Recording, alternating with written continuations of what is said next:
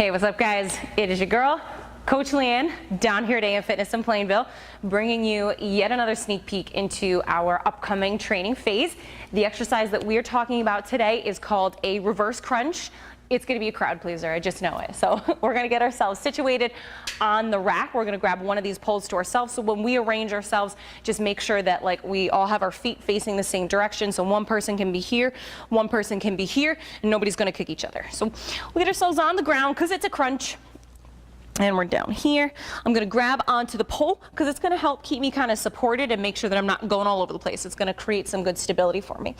So I've got my back pressed into the ground and I've got my feet pretty much on top of my hips. So for those of us with tighter hamstrings, we can soften up the knees if, limited hamstring mobility means that your legs are here. Okay, soften them up, not a big deal. Try to keep the toes flexed.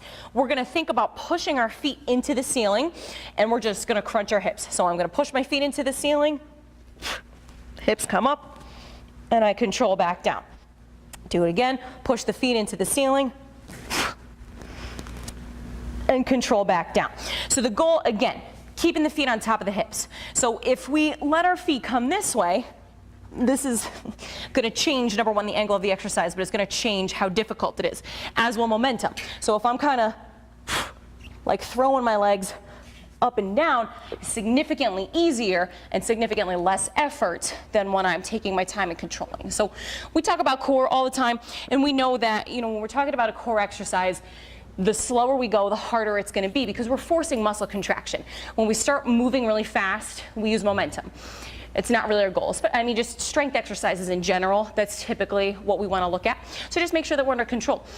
In terms of level of challenge, it's a pretty challenging exercise. So for those of us who can get our hips on top of our shoulders, that's pretty challenging. If we can't get ourselves there, really, we're just gonna make it easier by, limiting our range of motion. So if I can only get a little bit of range off the ground, totally fine. Level of challenge is also gonna come from, again, your level of control. So ideally, we're taking 2 seconds up and 2 seconds back down, but if you take a longer amount of time to come up, it's more contraction in your abs. If you take longer to come down, it's more control through your abs. So those are gonna be some things that we can look at as well. So if you have any questions, how to perform your reverse crunch, let any one of your coaches know, and you will see it in your upcoming phase.